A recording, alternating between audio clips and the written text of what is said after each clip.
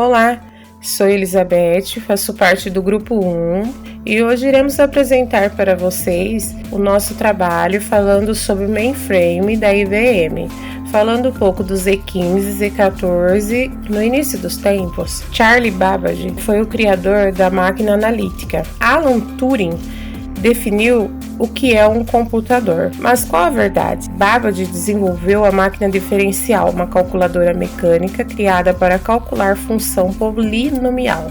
Após publicar seu artigo em uma revista, ele passou a ser considerado o pai do computador. Ele era professor e tinha vários alunos, e uma em especial era a aluna Ada Lovelace. Ela foi muito importante na nossa história. Com 17 anos, ela trabalhava com Babbage. Babbage pediu para Ada que ela traduzisse o seu código do seu artigo do francês para inglês. E foi assim que ela escreveu o primeiro algoritmo para a máquina analítica que computava os números de Bernoulli, mas Babbage não concluiu o computador. E dessa forma, Turing ficou o criptoanalista formado. Ele foi um dos primeiros cientistas que desenvolveu o modelo da teoria da máquina abstrata, e ela pode emular qualquer unidade computacional existente. Na Segunda Guerra, ele trabalhou no departamento de criptografia de Bletchley, decifrando o código Enigma, dispositivo usados pelos nazistas para trocar mensagens cifradas. Implementou melhorias na bomba, uma máquina criptológica para ela fosse capaz de encontrar padrões nas mensagens. Em estudos, ele teorizou os conceitos de Babbage e de Von e desenvolveu o Colossus, o primeiro computador programado do mundo. Estudiosos defendem que Turing sozinho encurtou a Segunda Guerra em pelo menos 2 anos. Então, quem inventou, afinal, o computador? Não há resposta certa. Babbage e Turing são considerados pioneiros, e embora o primeiro tenha escrito vários conceitos e o segundo implementou na prática. Agora eu vou apresentar para vocês a evolução dos computadores. Essa primeira imagem mostra um computador mecânico. Esse computador mecânico, ele permitia ser programável e aceitava modificações em suas funções, executando diversas tarefas. Na época, ele era um relógio astronômico, ele tinha uma calculadora Pascal. Essa segunda imagem era a máquina analítica de Babbage. Essa máquina analítica, ela era uma calculadora mecânica com função polinomial, em uma forma de tear, parece uma máquina, né, de tear roupa, mas era tear mecânico programável que funcionava perfurando os cartões. Essa terceira imagem é um computador eletromecânico, um computador multiplicador criptoanalítico. Ele foi criado para quebrar códigos e para vencer a cifra na máquina do enigma dos nazistas. E essa quarta imagem foi o computador eletrônico.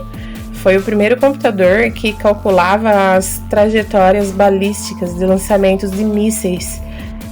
Ela não era muito simples de usar e pesava mais de 30 toneladas, ocupava geralmente um andar inteiro de um prédio. Usava código decimal e era usada com cartões perfurados também. Então agora começa a história do mainframe. Vou passar para o meu amigo, ele vai dar continuidade. Até logo! História do mainframe.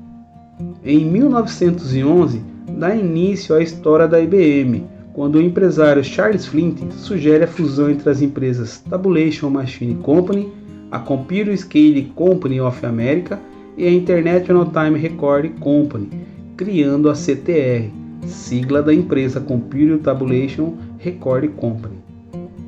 Em 1914, Thomas J. Watson assume a gerência da CTR e em 1924 muda para a International Building Machine Corporation. E em 1952, Watson assume a presidência da IBM. Em 1960, a IBM era líder mundial em inovação e alta tecnologia. E em 1946, nasceram os primeiros mainframe, que que foram aperfeiçoados pela IBM em 1964 com o System/360. Na época, esse foi o maior projeto de uma empresa na área. Após um longo reinado no centro de dados corporativos, os mainframes são destronados por computadores menores e baratos em 1990. E em 1999 começa a rodar o sistema operacional de código aberto Linux. A estratégia foi importante para acabar com a imagem de caixa preta e de programas proprietários. Já em 2010, o mais novo mainframe da IBM Z15 teve investimento de 1,5 bilhão de dólares e exigiu o trabalho de 5.000 funcionários. O que é mainframe? O mainframe é um supercomputador ou um computador de grande porte, dedicado normalmente ao processamento de um volume grande de informações. É normalmente usado em ambientes comerciais e para processamento científico. Ocupa um grande espaço e necessita de um ambiente especial para o seu funcionamento, que inclui instalações e refrigerações. Função do mainframe. Os mainframes são computadores capazes de processar grandes volumes de informações, otimizados para computação de alto desempenho. Eles possuem capacidade de oferecer serviços de processamento a milhares de usuários simultaneamente, através de uma rede ou através de milhares de terminais conectados diretamente. O mainframe tem um espaço enorme de armazenamento em disco e fita, além de uma quantidade enorme de memória principal.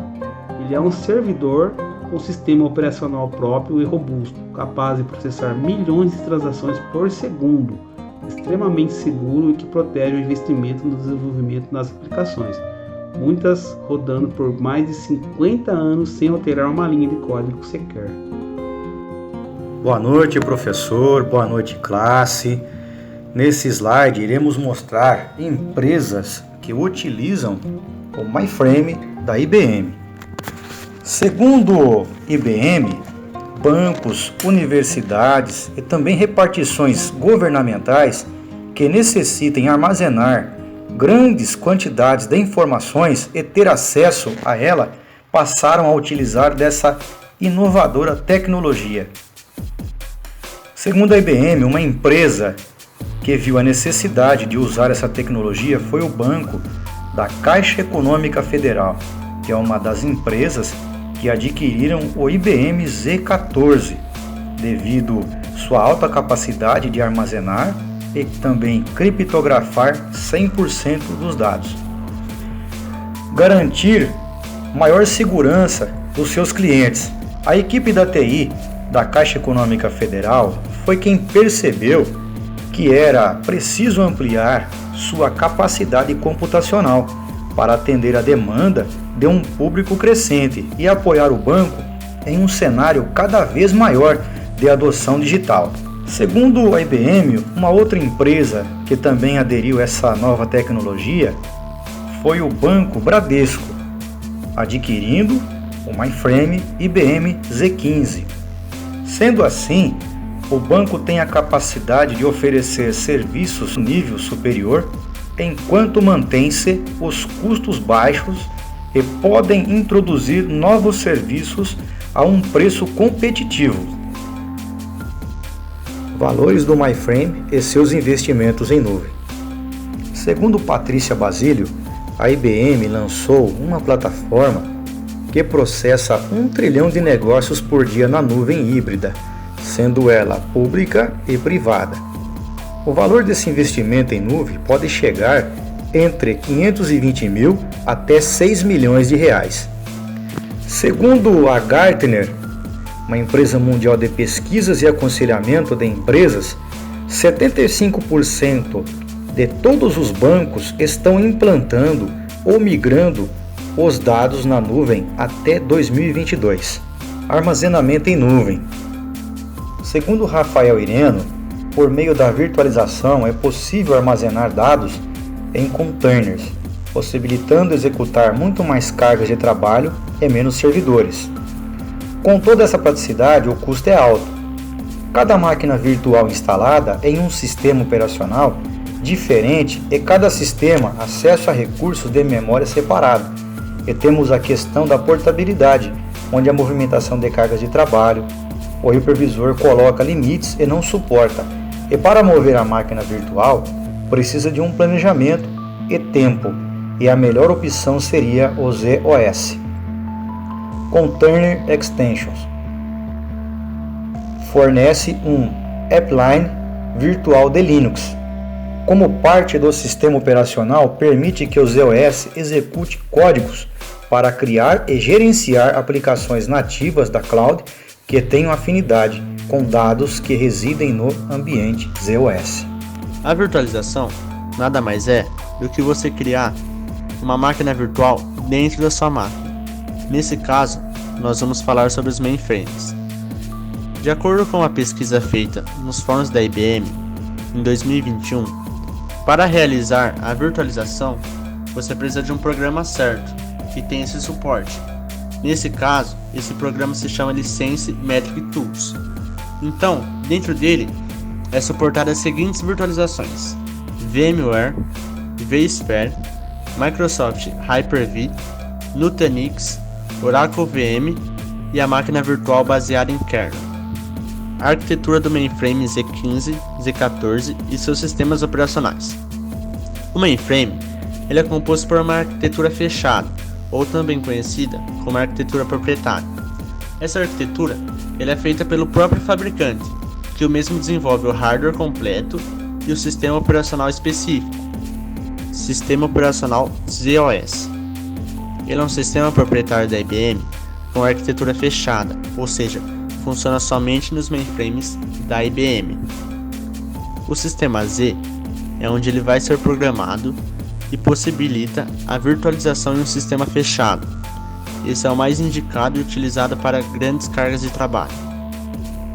A diferença do Z15 para o Z14 é que o Z15 possui 12% mais núcleos, 25% mais memória e efetua 20% mais transações por dia do que o Z14, assim garantindo mais eficiência para atender às necessidades dos negócios digitais das empresas.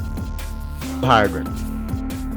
O Z15 é um sistema de dados e transações de última geração. Ele oferece recursos vitais para qualquer transformação digital.